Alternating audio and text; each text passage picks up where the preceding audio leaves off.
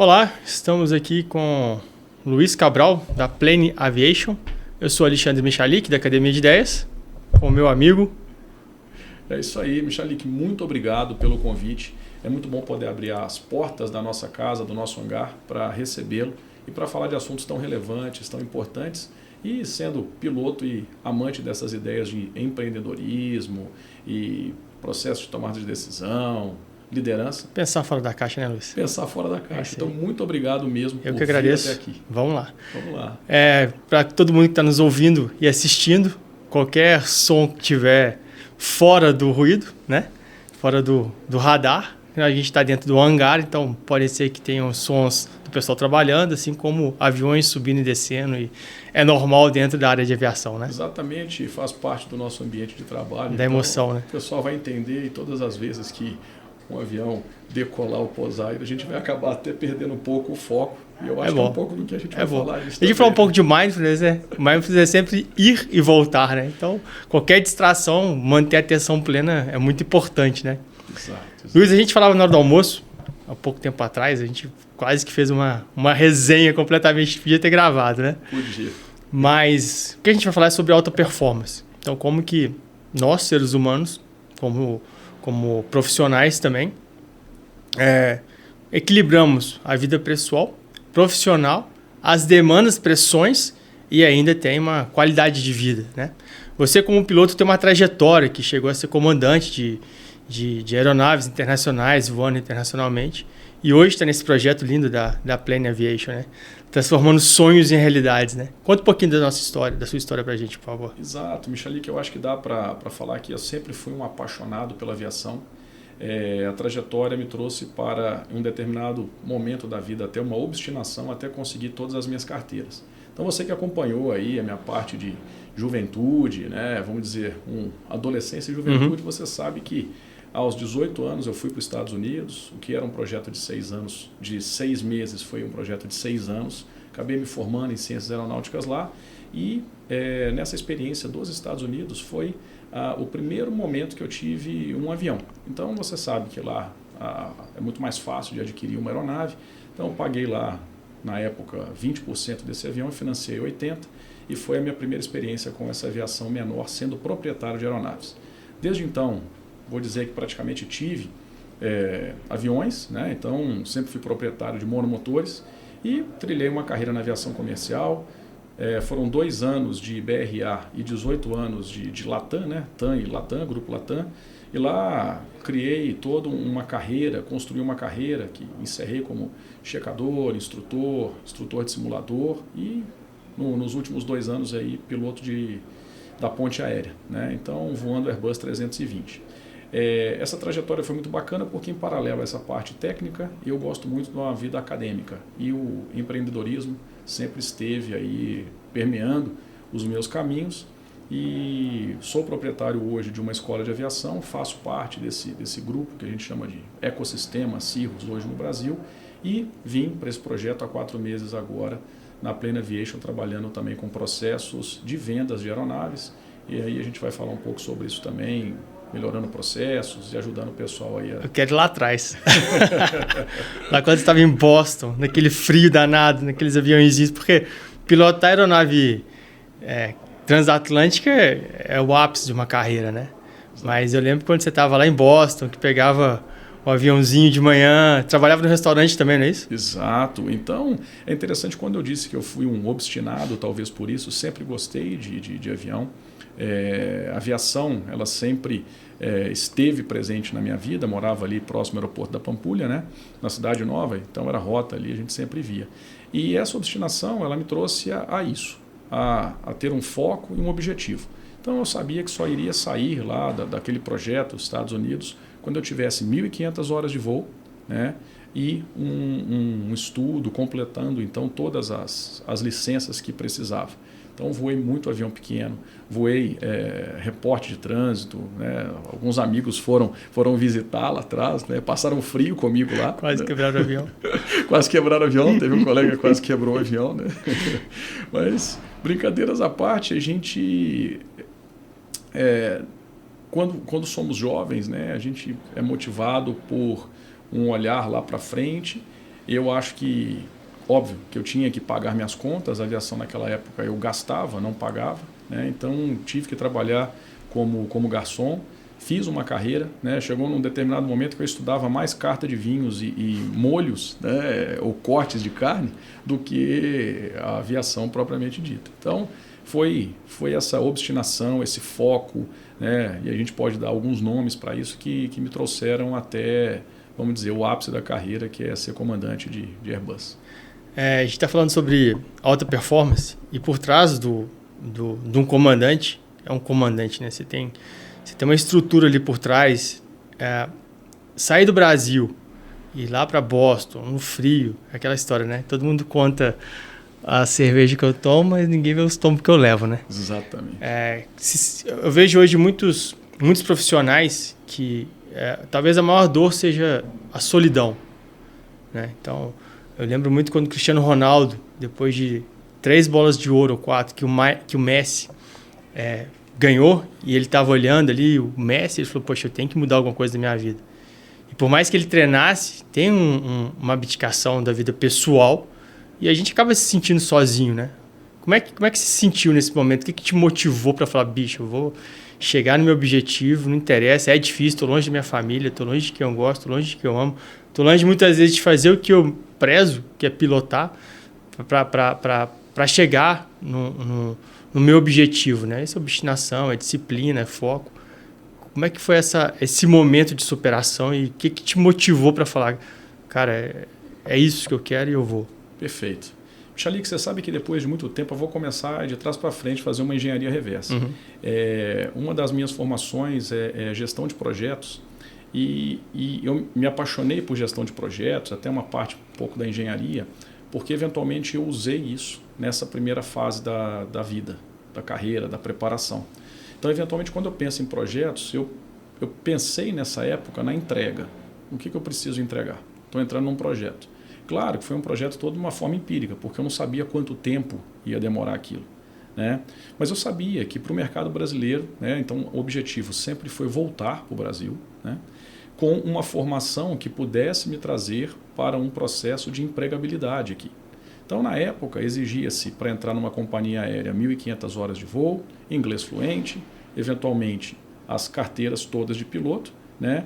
E foi isso que eu foquei. Falei, poxa, eu preciso desse projeto Estados Unidos, né? Formação, entregar 1.500 horas de voo, né? Eventualmente essa experiência com todas as carteiras em dia e voltar para o Brasil, então, dentro de um mínimo que estava sendo cobrado, né, que o mercado cobrava aí dos aviadores na época. Então, foi esse o foco. Mesmo sem ter estudado, né, projetos, eu já estava falando já em entregas, falando em premissa, né? Então, é interessante, porque depois que você pega o que foi de uma forma empírica e traz por uma vida acadêmica, por um processo formatado, um modelo, né, fica muito mais fácil de entender o que eu fiz e de onde veio essa minha paixão por projetos e processos.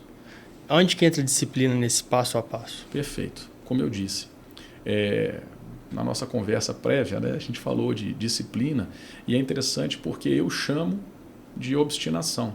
Então, o acordar todos os dias e lembrar do seu projeto e entender qual vai ser a entrega daquela semana, talvez foi o que me trouxe para essa disciplina de estar sempre estudando, focando. Então, é um processo diário e é treino.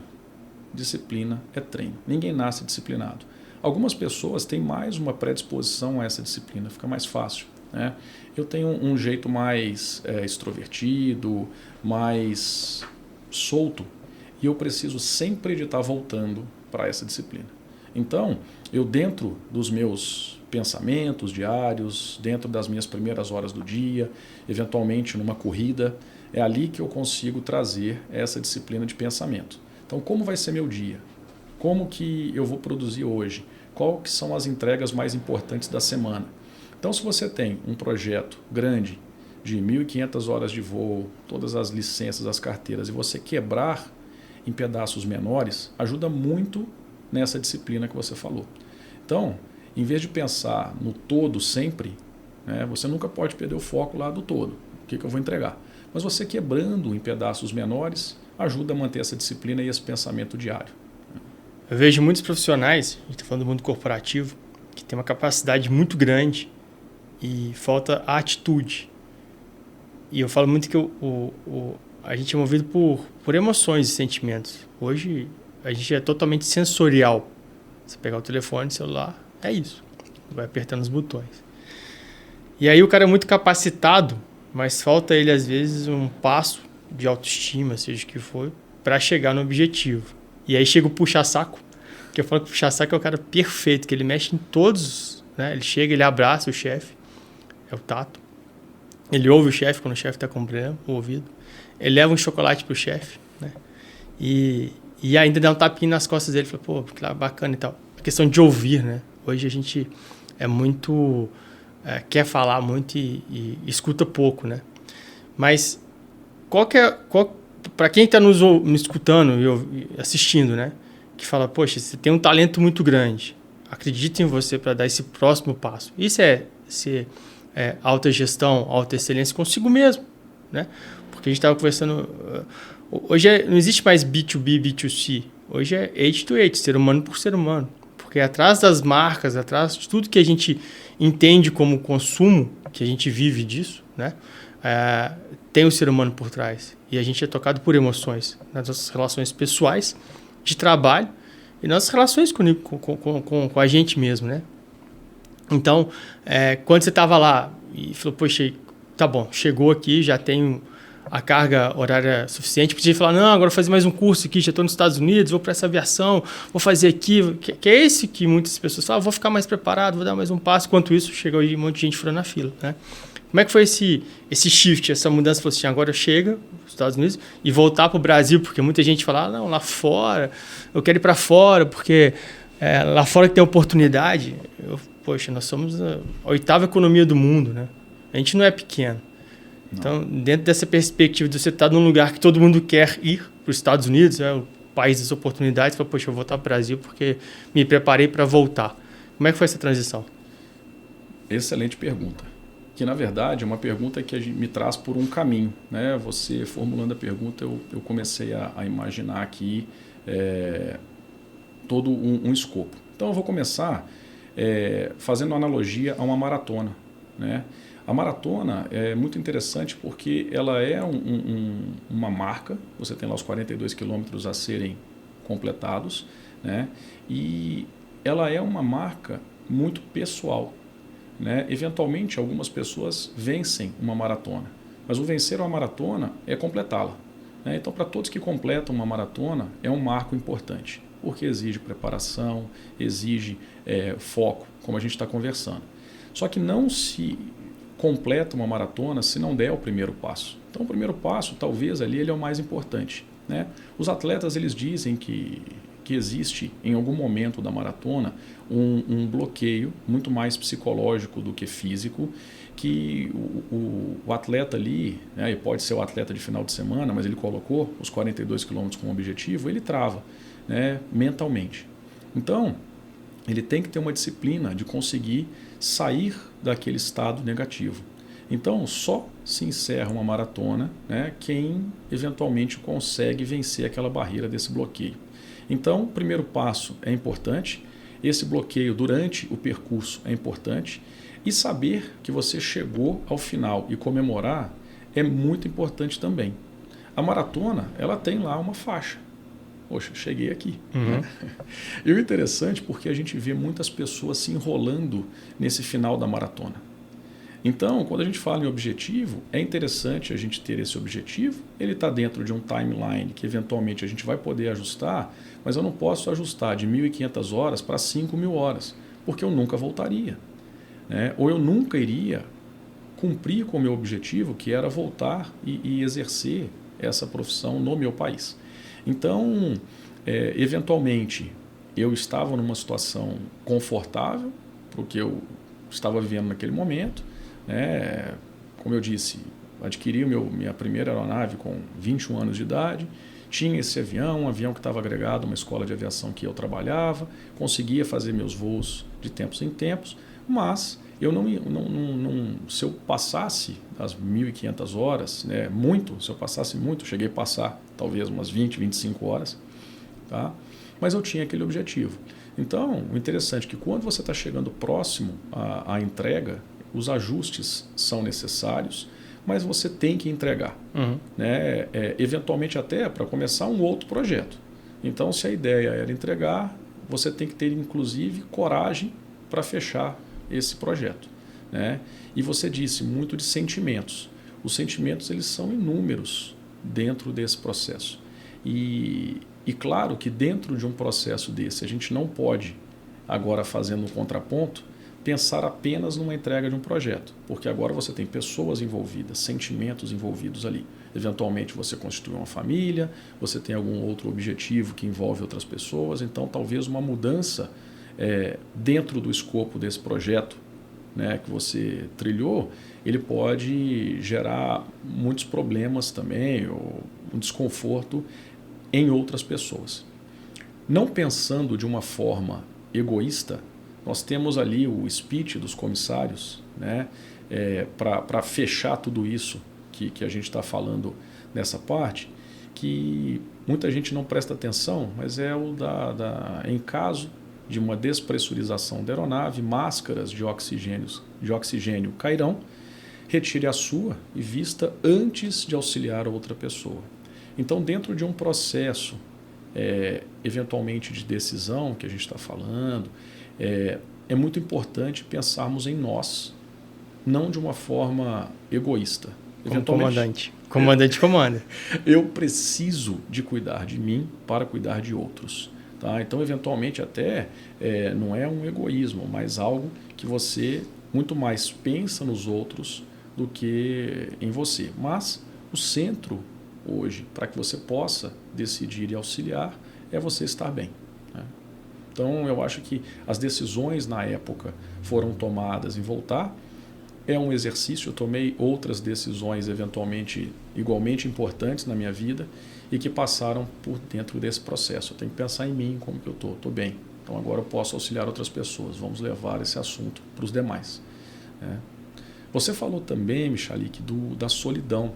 Então é muito interessante porque esse processo, ou eventuais processos que passamos em nossa vida, a gente deixa para trás pessoas, deixa para trás situações e você se coloca naquilo. Mas eu vejo até que líderes hoje, eventualmente, sentem, mesmo estando dentro de uma situação onde várias pessoas estão ali auxiliando, mas vai ter aquele dia que você vai se sentir sozinho. Chega uma hora que você tem inúmeras pessoas auxiliando em decisões, mas a hora de bater o martelo, de assinar o contrato, de fechar uma planta, né, descontinuar um projeto, ele vai exigir aquele momento único daquela pessoa. Da tomada de decisão. Que assina. Pro simples que não, né? Exato.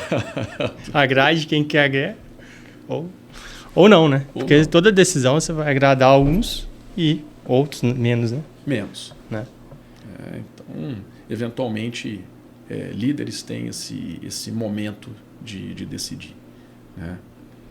Luiz, estava falando a questão de comandar e ser comandado, né? Qual que é a história mais inusitada que você teve? Se é que você pode contar, comandando um avião e tendo uma tripulação com pessoas de diferentes culturas e diferentes... Porque a comunicação, eu vejo comunicação cada vez mais a gente comunica mais simples e com menos capacidade de expressar o que você quer. Então eu pergunto, como é que você está? Não, tô legal, tô beleza. Isso para mim não significa nada. Ou significa no limite que eu quero interagir com você. Porque isso é um problema tanto nas empresas quanto em casa. Né? Então a gente está num mundo onde tem excesso de informação e pouca capacidade de conexão, porque conectar é se fazer entender. Claro e objetivo para mim é uma coisa, para você é outra. Né? Mas na aviação não tem essa de mais ou menos. Você tem que comunicar claro, olha, eu vou descer ali com o vento tal, na latitude tal, né? E mesma coisa com a tripulação. Né? Olha, faz isso, isso e isso. Existe um respeito e um comando em cima disso, né? E comando é para ser respeitado. Você pode questionar o que for, ou desenvolver. Não existe nada de imediato, agora eu quero ser chefe, agora eu quero ser líder do meu jeito. Não. Existe uma hierarquia de um lado, mas existe também uma capacidade de liderança do outro, porque se você não comunica o que você quer para o seu time, você não vai engajar seu time. Eles vão fazer por fazer.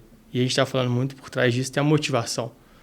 Que hoje, muito depois da pandemia, onde que a gente trouxe o trabalho remoto e a capacidade de flexibilidade, a gente experimentou isso e está experimentando até hoje, porque não tem uma fórmula ideal, né? Se está muito em casa está ruim, se está muito na empresa está ruim. Entender esse espaço híbrido também é um desafio para a gente hoje, né?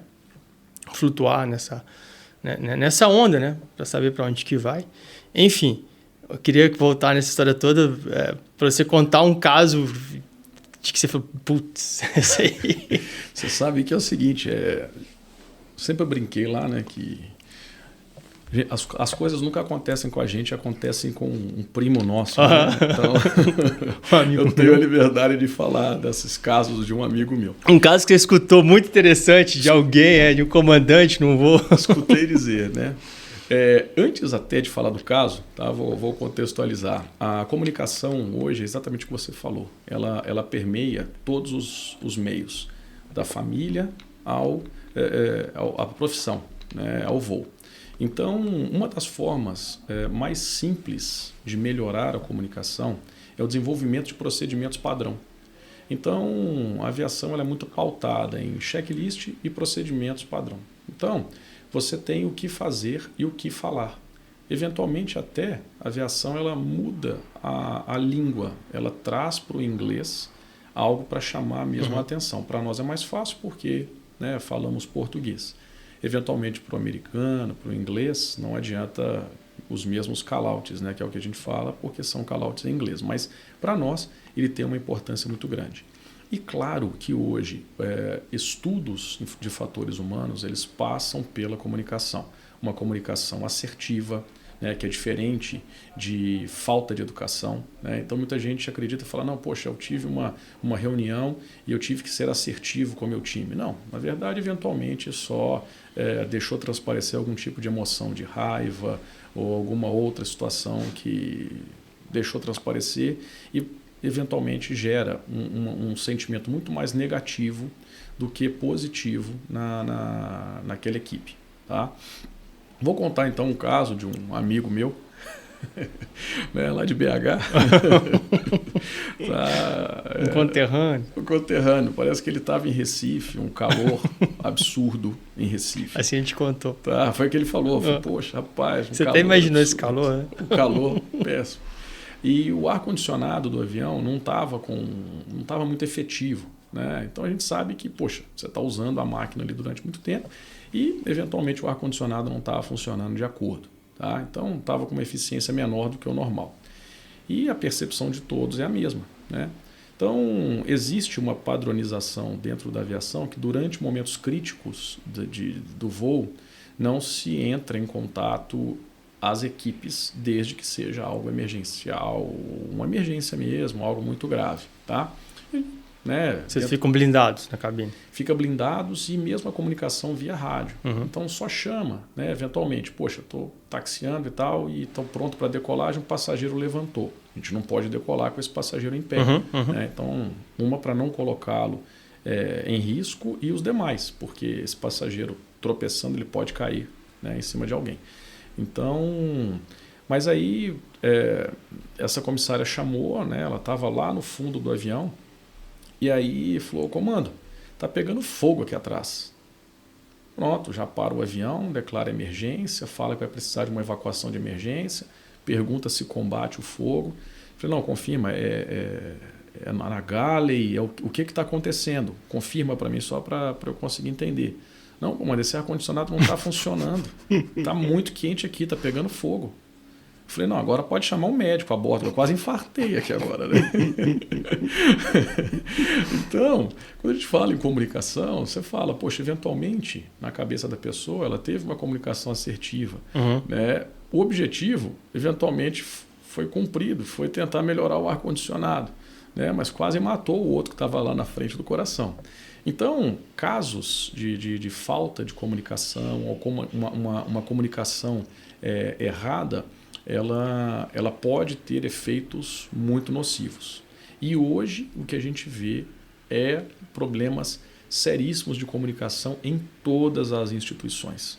É problema entre provedor e cliente, é problema de comunicação entre membros da mesma equipe. Então, a gente consegue ver que é algo que deve ser trabalhado em todas as instituições. O que eu indico? Melhor hoje, melhor ideia tática para melhoras de comunicação, criar processos que possam ser executados e auditados dentro de um processo simples de auditoria, né? E melhorar a comunicação com reuniões eventualmente mais curtas e mais efetivas, né? Às vezes, quem nunca teve um sentimento de participar de uma reunião de 1 hora, sabendo que aquela reunião poderia ter sido substituída por um e-mail, né? Então, é isso. Você falou do fogo, né? Uhum. A questão de checar na comunicação é muito importante, né? Porque só eu sinto. Se você não checar comigo, né? Você está à vontade, não está? A gente vai deduzindo o que o outro achando que o outro está sentindo e toma isso como verdade sem perguntar, sem checar, né? Esse é um caso crasso, né? Imagina, você está pegando fogo. Emergência. Tá pegando fogo, é emergência, né?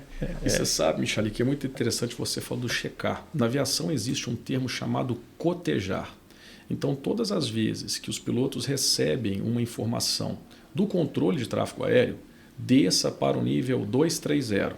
O piloto tem que falar, ok, autorizado descer para o nível 230. Então, o confirmar a gente chama de cotejar, né? Às vezes a gente usa em casa.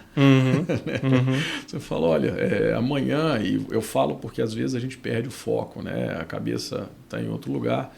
Então, eventualmente, a gente chega em casa e pergunta, fala, então amanhã às 19 horas jantar, pode ser? Pode ser. Então você pede, coteje. Amanhã às 19. Mas checar é importante e a gente vai no automático, né?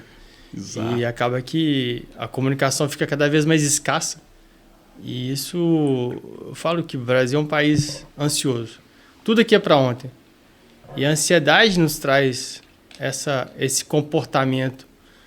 Muitas vezes saber que nasceu primeiro seu ovo ou a galinha, mas a ansiedade traz o automatismo, que traz a ansiedade, que traz relações mais superficiais, que trazem doença, né? A doença burnout, é o que a gente está vendo mais hoje, é a questão do burnout. Na aviação, comparado com outras profissões, tipo mercado financeiro, você vê mais pilotos bugados do que operadores ou não?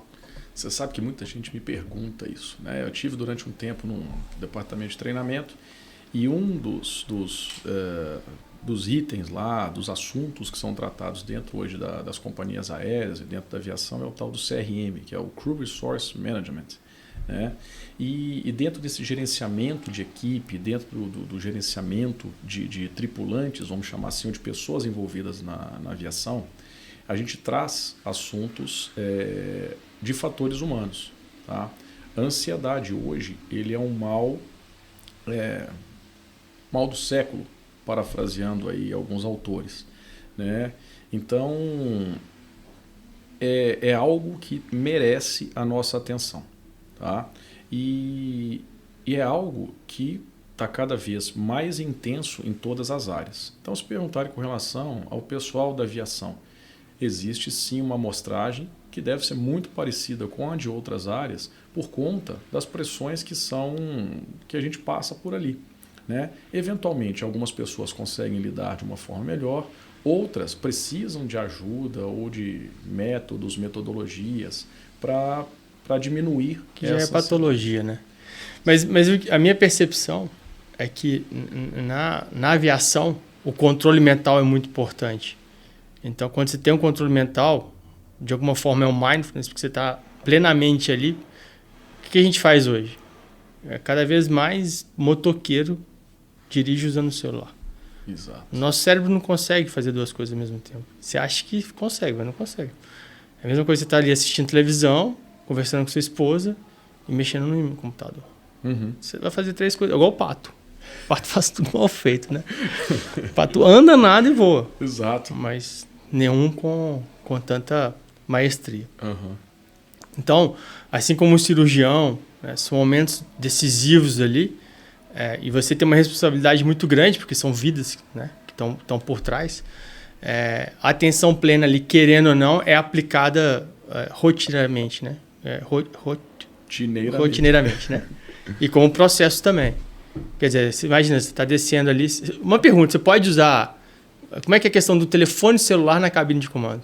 Além da ansiedade, o celular é uma outra doença. Mas pode pilotar com... Não pode. Mas você já escutou algum caso de piloto que... Porque é um vício. É um vício, exato. Então, mas já viu casos? Existe casos relatados de alertas mesmo, como é que fala? Punições pela pessoa estar usando? Perfeito. Punições eu ainda não escutei, tá? Mas o que acontece? Existe um alerta entre os aviadores, tá? Eu estou falando de aviadores, mas também a equipe de comissários, também a gente coloca isso nos briefings. Tá? Por quê? Ansiedade. Porque está escrito que não se pode usar o celular durante o voo. O que acontece quando a gente corta o motor e abre a porta do avião? Todo mundo da tripulação vai lá checar o que aconteceu durante o voo de 45 minutos entre São Paulo e Curitiba, né? Por conta da ansiedade. Antes de desembarcar todo mundo? Aí é que tá. Olha que interessante. Talvez algumas coisas, alguns problemas, algumas ameaças estão acontecendo ali e eventualmente estamos todos com a cabeça baixa checando ali o celular. Então, é um momento onde a maioria dos operadores autoriza, né, o uso do celular. Por outro lado, a gente perde o foco no que é o principal, é um desembarque, é um abastecimento de combustível. Você está saindo ali, a comissária... Tchau, boa tarde. Você está despedindo dela saindo do avião, ela... Boa tarde. É o que eu Quase falo. isso, né? Você sabe que eu brinco com os colegas, porque muita gente fica até meio chateado com os comissários com isso, né? Mas é o que eu falo, poxa, eventualmente mais grave que um comissário de cabeça baixa é um piloto que está tentando programar a próxima etapa, né, no computador do avião e escutando um áudio do aplicativo ou escutando um recado que foi deixado ali.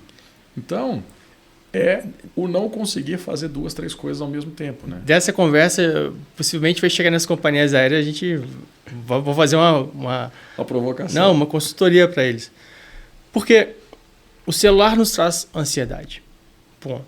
E a maioria das vezes que a gente tá ali, lógico, você tem que trabalhar, dá para você escrever. A gente fez isso a vida inteira. Antigamente não podia, hoje pode, aí que eu vou chegar. Antigamente você não podia usar o celular, porque interferia nos equipamentos e tal. Eu queria até saber se isso é mito ou verdade e como é que isso evoluiu com a tecnologia. Mas a experiência de voo sem o celular pode se tornar uma experiência de relaxamento, uma experiência de aquietar a mente, que cada vez mais é raro. Cada vez mais as pessoas dormem menos. Então você aumenta a ansiedade, dando mais ansiedade para as pessoas. Então, se companhia aérea, aí é onde que eu chego nisso. O Papa do neuromarketing, chama Martin Lindstrom, ele conta um caso que a Swiss Airlines, ela perdeu o faturamento. Aí foi olhar o que ele olha do macro dado e o micro dado. Então, o macro dado era, caiu 30% do faturamento. Pronto. O que a gente vai fazer para melhorar ou recuperar financeiramente esse espaço?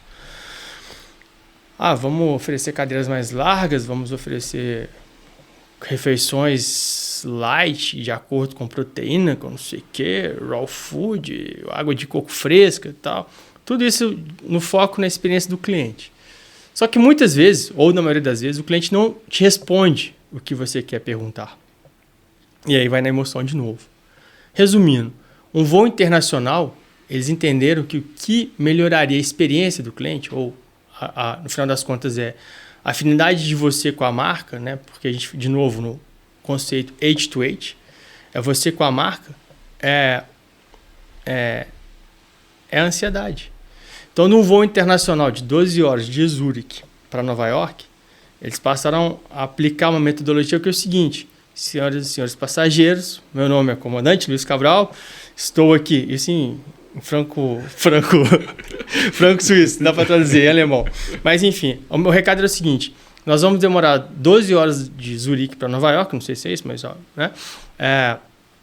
O voo está com um tempo relativamente bom, se tiver alguma turbulência eu aviso vocês.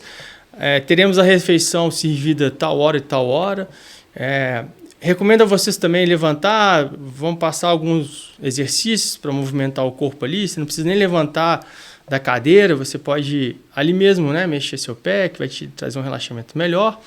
Quando chegar em Nova York, nós vamos embarcar no Finger número 13. Do Finger até a imigração serão 5 minutos.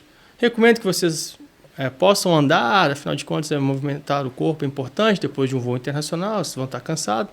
Mas se precisar, tem esteira rolante também. Na imigração, vocês vão gastar mais 7 minutos. Sua esteira vai estar sua bagagem vai estar na esteira número 6. E do JFK, que é o Aeroporto Internacional de Nova York, até Manhattan, que é a parte central, mais 40 minutos. Ponto. Se matou a ansiedade de 70% das pessoas. Sem gastar um tostão. Procedimento. Uhum. E escutar o que o cara quer, né? Esse que é o detalhe que eu acredito que cada vez mais vai fazer diferença nos nossos relacionamentos comerciais. Não é à toa que hoje você vende avião. Exato. Né? E comunicação. Então, comunicação. Assim, procedimento de comunicação. Sem investir um tostão. Nada. É escutar. É escutar. É escutar o cliente. Exato. Mas chegar na emoção que ele quer. É isso que vai fazer ele falar, poxa, realmente, foi um voo sensacional. Exato, exato. E olha que exemplo, talvez, que a gente pode usar para a nossa vida diária. Eu estou falando tudo isso, te interrompendo, porque hoje, nos voos, você fica conectado, você soma essa ansiedade que a gente já tem de fazer um voo que demora X tempo até você pegar, entrar, é um estresse. Pode ser um voo da ponte aérea, mas é um estresse, tem que chegar um tempo antes, aí você tem que ficar esperando, o aeroporto é um lugar que traz ansiedade, você vê as pessoas, por mais que é caro, é caro, ainda você tem que gastar mais. Eu adoro voar, mas a companhia que chegar, entender isso que está por trás e colocar uma meditação guiada, não é aquela coisa sente, não, mexe aqui e tal, entreter a pessoa, tirar ela da zona de conforto, que é hoje o celular, trazer para ela uma experiência, é uma experiência de voo diferente. Exato, exato. E o que a gente pode até passar até um pouco adiante disso, né? O que a gente pode pensar com relação a isso? Serviços a serem oferecidos para a gente diminuir essa ansiedade, não é isso que você está falando? Exatamente. Que foi o que eles fizeram. Exatamente. Eventualmente hoje, o mercado está pedindo o contrário. Você fala, poxa, o mercado está pedindo conectividade nas aeronaves.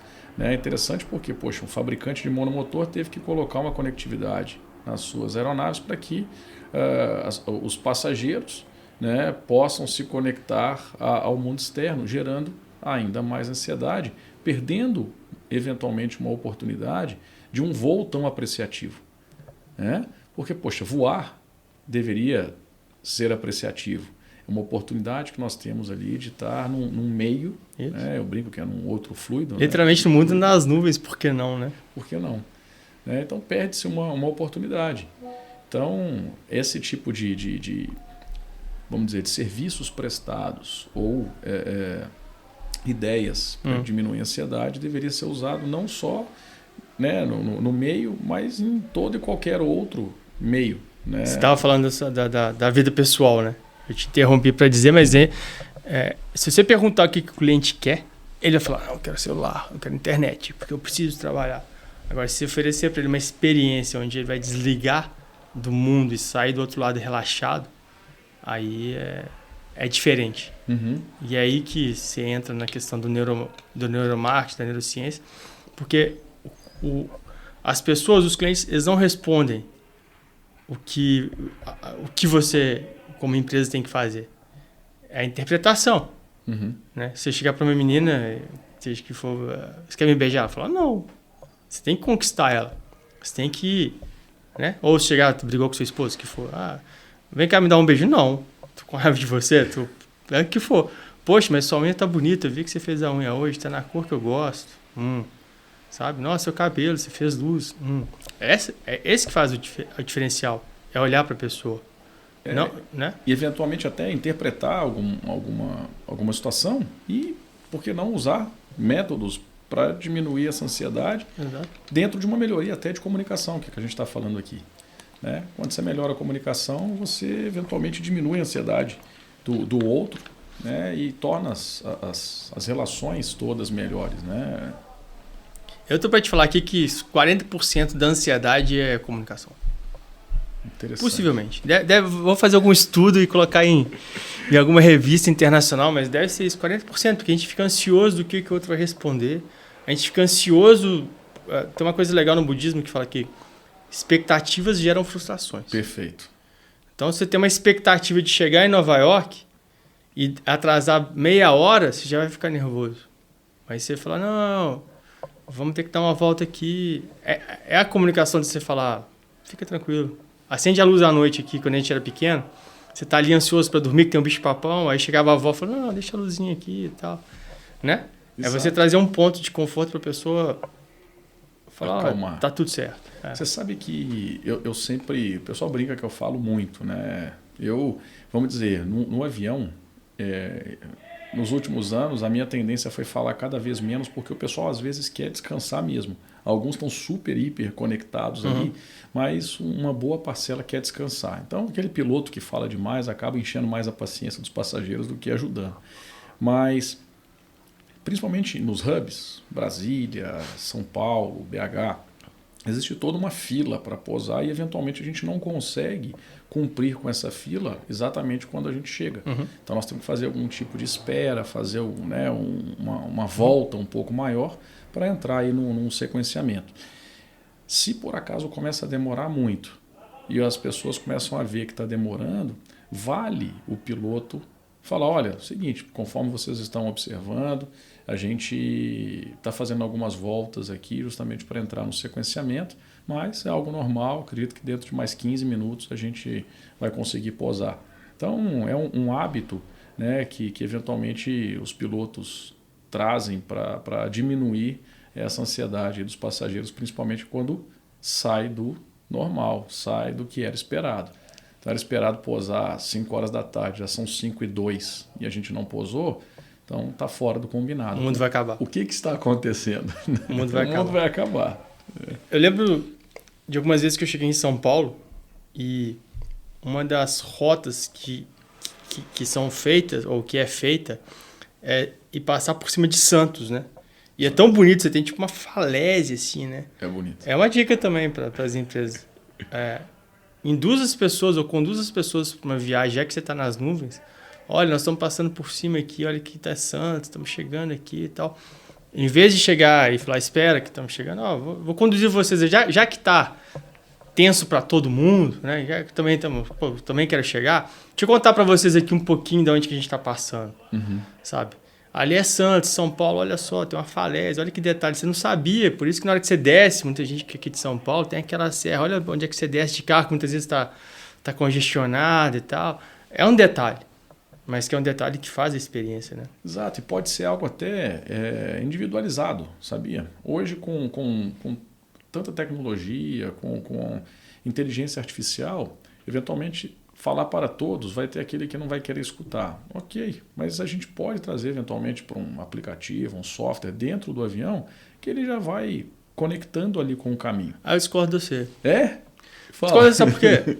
Com a inteligência artificial e com o excesso de informação que a gente tem, informação que não falta, o detalhe do ser humano que faz a diferença. Entendi. E aí é o carinho do caso que a gente está falando do piloto. Ou pode ser uma aeromoça, ou pode ser alguém que tem uma tomada de decisão de falar, poxa, tá todo mundo de saco cheio aqui.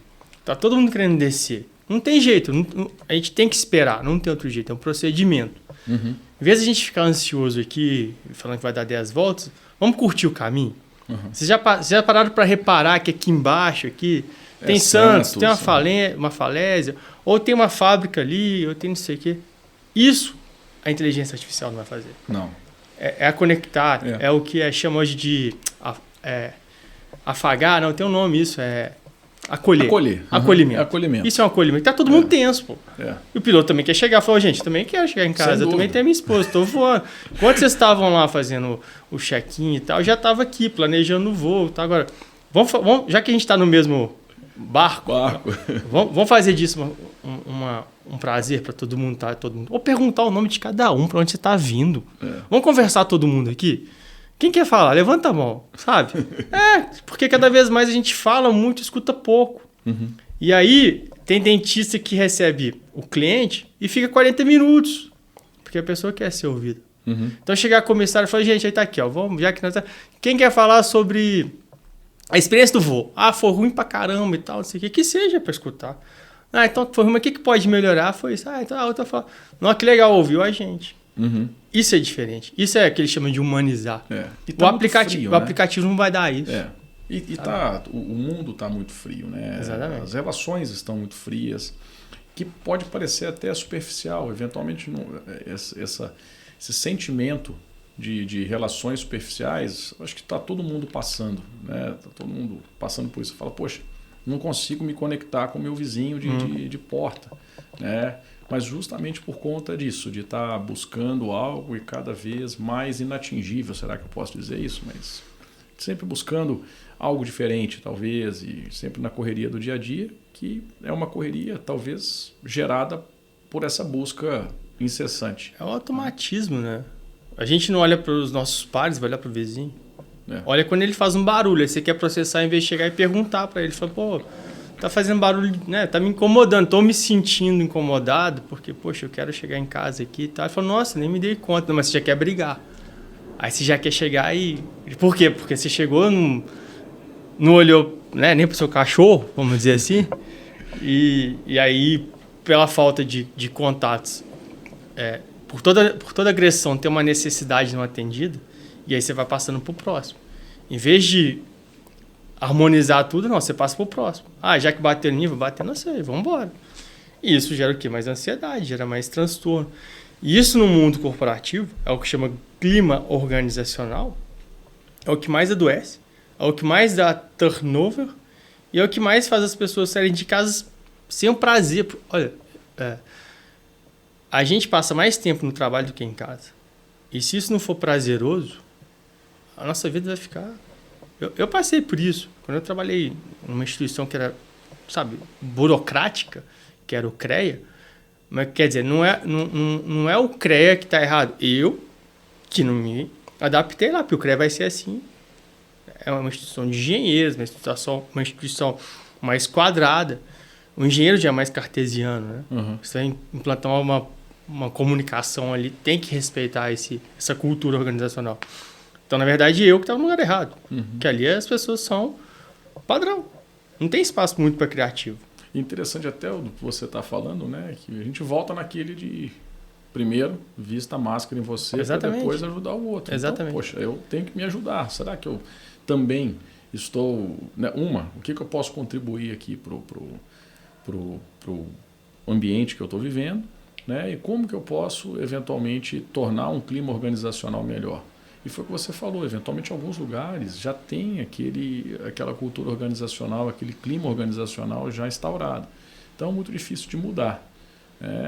Agora, é a gente pensar, primeiro, será que eu me adequo a esse clima? E o segundo... E eu estou feliz aqui? Estou feliz. Quero... Você não vai mudar a instituição. Pode ser que você consiga resolver algumas... Se a instituição é pequena, você consegue até chegar para... Porque, na verdade, é o seguinte, tem uma coisa no ESG que é o capital, que são os sócios ou os acionistas, a gestão e o terceiro é a motivação, as ferramentas, se eu não estou errado.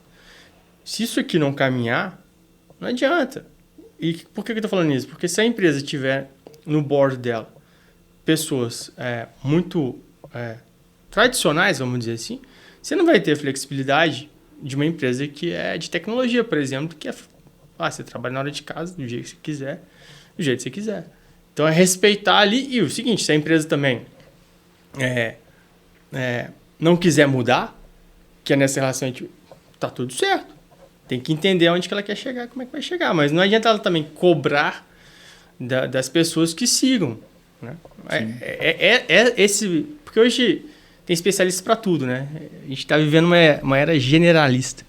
E por isso que a gente está contando o caso da aviação, do piloto ou do comandante no momento crítico. Que o momento crítico não é só quando ferrou, né?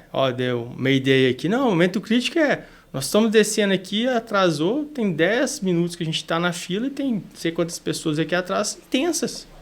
Exato. A gente estava falando até um pouco mais cedo com relação à gestão da crise, né? Então, a crise, ela é toda e qualquer situação onde a sua operação saia da normalidade. Então, está aquela operação normal. Poxa, saiu da normalidade, passa a exigir um gerenciamento daquela crise. Ou seja, não precisa de ser uma crise, de uma catástrofe para ser uma crise. Eventualmente, que a gente estava falando, uma falta de energia elétrica já é uma crise. Como que eu vou gerenciar aquilo? Então, a gente estava falando, poxa, eventualmente, ter um caminho mental para um gerenciamento daquela crise é interessante. Poxa, treinar com o seu grupo, né? Conversar sobre isso. Poxa, o que eu faço? Quais são as crises mais prováveis que a gente pode encontrar aqui na nossa empresa ou na nossa casa? Então, o treinar... Prever, né? A aviação tem muito isso, né? Prever aonde que pode ter o risco, né? Exato. Que em cima disso você já está treinado até pelo cérebro para não ter surpresa de e agora o que eu faço? Pois Gostei muito. Pegou fogo. Tá pegando fogo. Já tem um caminho. Não, comandante, tô pegando fogo que tá quente mesmo, mas isso é muito sério, né? Muito sério. Isso é muito sério. O que a gente estava falando, existe até uma possibilidade de mudanças e adequações na nossa mente. Mas se a gente já tem um caminho, por mais que um caminho genérico, né? Vamos chamar assim, fica mais fácil até de adaptar esse caminho genérico àquela sua situação específica daquele dia, né? Eu vejo assim, que por trás de querer automatizar tudo, de querer fazer tudo certinho, né? Porque na verdade a gente tem controle de tudo e tudo é impermanente, um voo é diferente do outro. Talvez tenha uma insegurança. E aí, de novo, age to age. A empresa que domina os processos, tudo certinho, ela tem mais margem para encantar os colaboradores, para trazer soluções inovadoras, criativas, para pensar fora da curva, porque tá certinho ali. Né? A margem de erro tá ali. E até, deu erro, sabe onde é que é? Nossa, fui eu. Ponto. Não é empurrar. É Brasil, né? Muito disso, né? Tudo é para ontem. Então vai empilhando, a gente planeja muito rápido e executa muito longo. Onde tem que ser o contrário. Mas tudo bem, a gente é assim. Agora, as empresas que querem chegar num patamar, eu vejo muitas startups ou do mercado financeiro também que crescem, tem a comunicação e o controle, para mim, são fundamentais. São fundamentais, porque processo. Qualquer empresa tem que ter um processo. Na sua casa tem que ter um processo. Né? E respeitar a hierarquia também, porque se tem alguma pessoa acima de você, ele chegou lá, então, tudo bem. Eu acho que ele sei lá o quê. Uma vez eu conversando com uma mentorada, ela falou assim, porque o pessoal da outra área, eles são muito... começa com E e acaba com o croto. Aí eu falei assim, você acha isso deles? Ela falou, eles são todos engomadinhos e tal, a gente, nossa área aqui, a gente é diferente, a gente é mais... Eu falei, sabia que ele possivelmente tem mãe? Sabia que possivelmente ele tem família, possivelmente tem filho até? Sabe o que eles pensam dele? E já parou para perguntar o que ele acha de você? Ela olhou assim e falou, nossa, é mesmo, né? É isso, o julgamento é toda hora. A gente não quer ser julgado, mas julga tudo. E isso gera sabe? Porque eu falo assim, tudo que bate e volta. Então, se você... Aí, no budismo tem a questão da meditação da compaixão, né? Se você faz a sua vida com pequenos detalhes de compaixão, e compaixão não é... que coisa. Não, é deixar alguém atravessar na sua frente, dar um sorriso. E aí eu tô chegando nisso porque cada um de nós tem na nossa memória de infância, no colégio, por exemplo. Quem do seu colégio lá que você fala, nossa, esse era possivelmente era o porteiro, possivelmente era uma professora que te traz essa lembrança, possivelmente ele estava sorrindo para você. Possivelmente que você chegava lá e ele dava o seu nome. Eu tenho isso, era o seu Abel, lá no Santa Maria. Só eu chegava e ria, e é isso, é o sorriso.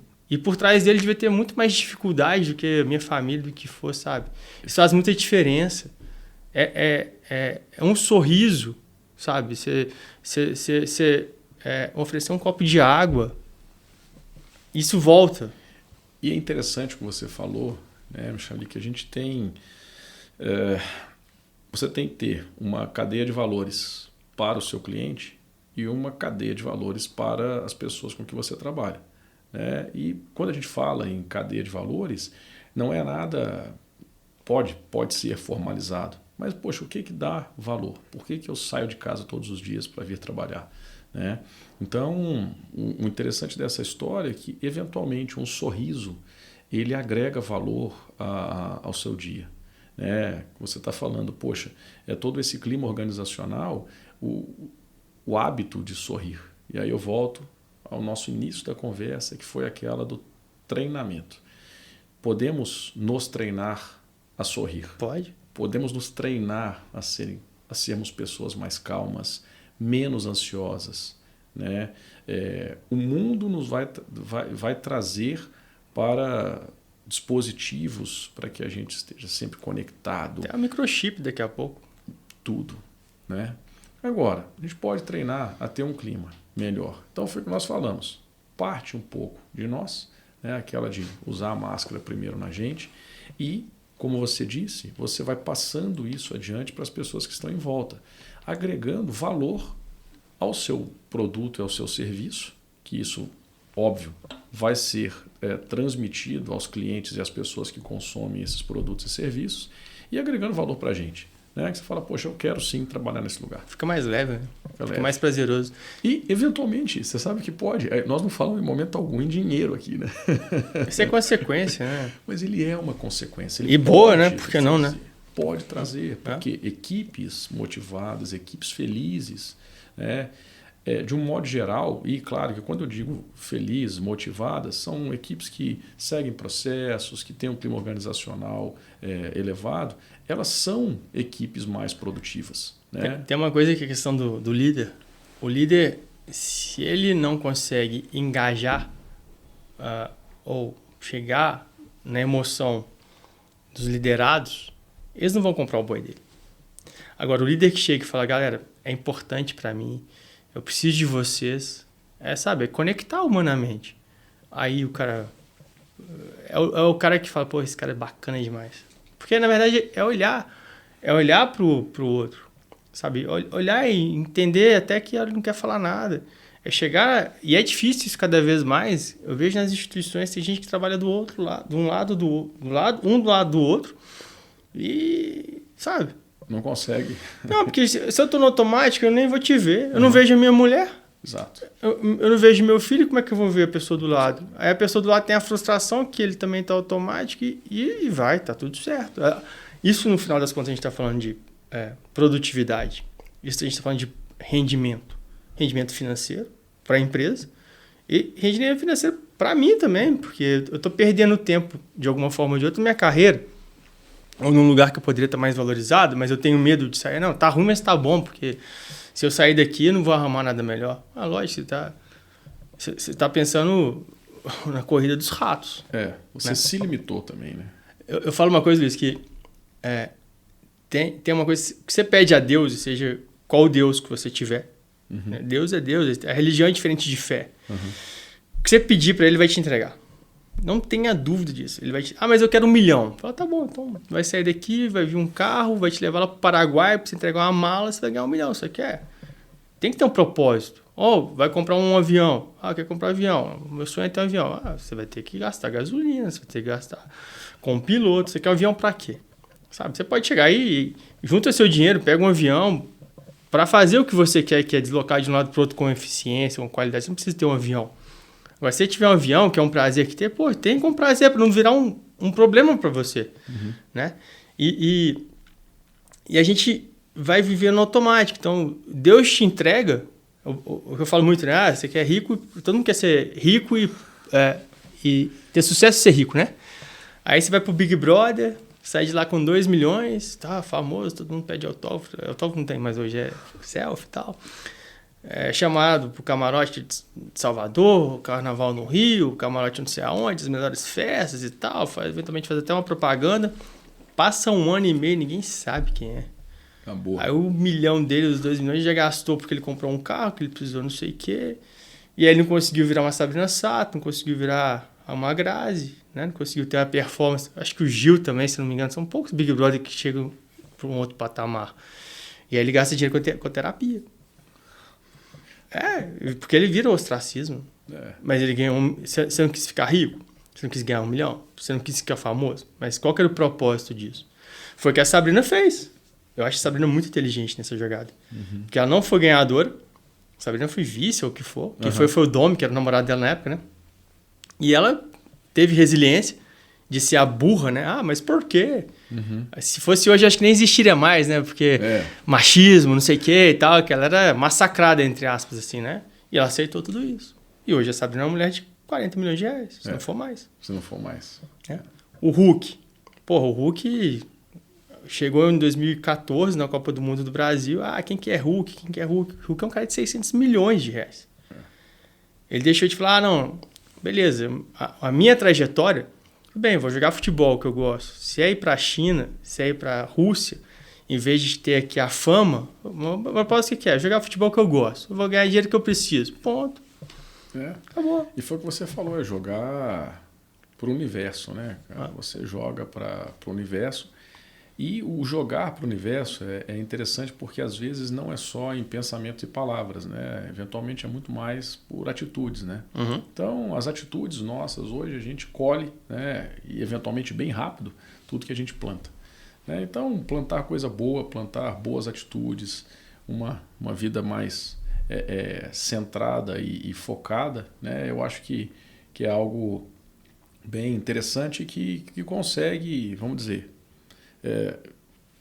tudo que nós falamos aqui está concentrado nisso que você colocou agora, né?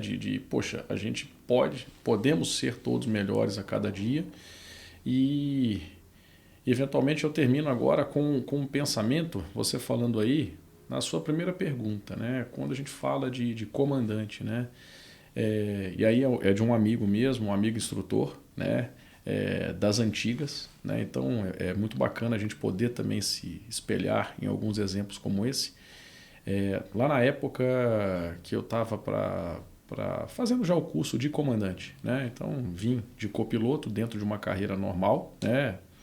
E ele falou, Cabral, você vai ver que ser comandante é fácil, o difícil é ser líder. Então é interessante que você fala, poxa, é um cargo de liderança, mas você pode se enrolar no meio daquilo a ponto de não conseguir suportar o peso dessa liderança. Então foi o que você falou, hoje os líderes eles têm sim que pensar em como que eu vou fazer para diminuir minha ansiedade, como que eu posso melhorar a minha comunicação com a minha equipe, será que eu devo ser mais assertivo, será que eu estou sendo muito enfático, será que meus processos estão melhores? E, eventualmente, dentro dessa evolução, amadurecimento, teremos, quanto líderes, aqueles momentos de solidão, hora solidão com a família, hora de solidão da própria equipe, que é aquele momento onde você vai assinar a sua decisão e falar, poxa, e aí? Então, quanto mais bem preparados estivermos com nós mesmos, sabendo que a gente está fazendo a coisa certa, sem passar por cima de ninguém, ou está dentro de uma cultura organizacional, a gente vai conseguir produzir melhor, vamos dizer assim, ou sermos cada vez pessoas melhores, jogando para o universo todo esse arcabouço de ideias, de emoções, e seremos um reflexo de tudo objetivos, isso, né? E objetivos. Tem uma coisa legal que a gente falou sobre felicidade.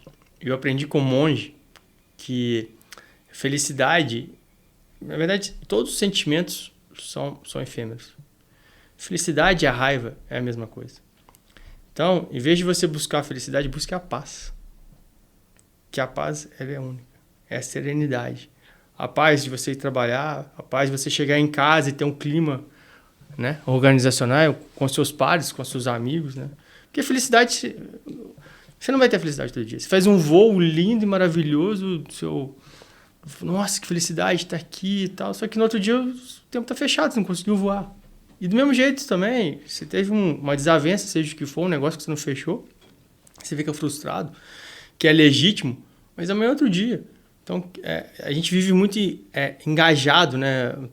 Em inglês é attachment. Agarrado, né? Agarrado, né? Mas tem uma palavra em português que é apegado. Apegado, tem que apegado e tal. E isso é consequência. A felicidade é consequência. E ela vai passar. Vai passar. Né? E é normal. Uma das frases que dá pra gente repetir diariamente. Entra num problema, vai passar. Aí são pequenas, a gente falou de cérebro, são pequenos ajustes que a gente faz, porque problema, olha a palavra, problema, troca por desafio. Exato. Perfeito. Então tem desafios que nós vamos passar. Exato. Que, como você disse, vai passar. Né? Assim como uma felicidade de uma conquista, talvez, que também vai passar. Isso aí. Nada vai ser para sempre. Tudo é uma jornada. Isso aí. Assim é a aviação e assim é a nossa vida. É isso aí. A gente completa o voo, né? Sabendo que se o voo começar difícil, né, fique tranquilo, né? Porque eventualmente aquela turbulência ou aqueles raios e chuva, né, eles vão passar. Né? E se você tiver que dar uma volta, dá a volta. Não tem problema não. Exato. Né? É muito que o Mindfulness fala, né? Muito do budismo fala que não se apegue no destino, e sim na jornada. Na jornada. Né? Porque é o que você tem. Porque o destino você vai chegar de um jeito ou de outro. Né? Excelente. Bom demais. Meu amigo, eu acho que chegamos ao final, então, no bate-papo muito bom agradável, hein, cara? Tem um assunto para mais 10, né? Podemos fazer mais 10, então. Vamos embora, tá combinado. Convite aceito. Cara, obrigado por ter vindo até aqui. Prazer. Obrigado por esse seu projeto maravilhoso. Eu tenho certeza que tem muito caminho pela frente para que você possa, dentro desse caminho, influenciar cada vez mais pessoas e dessas pessoas entrar, então, nessas trocas de energia. Essa é a energia. É isso aí. Aí, Luiz, brigadão. E já faço um convite de antemão da gente chamar algumas outras pessoas que estão nesse mundo da aviação, que é fantástico, que tem uma história de vida, de carreira profissional, para continuar esse bate-papo, porque no final das contas, o que eu tenho na Academia de 10 como obsessão é transformar a vida das pessoas. E cada um tem uma mensagem que vai dar um shift para falar, poxa, eu vou adiante. Alta excelência é isso, alta capacidade de fazer alta gestão, né? É isso, a excelência é isso. É você ouvir alguma coisa, inovações, e fazer acontecer. Show. Xalique, obrigado. Valeu. Estamos Obrigadão. de portas abertas aqui para uma próxima oportunidade. Valeu. Obrigadão. Valeu.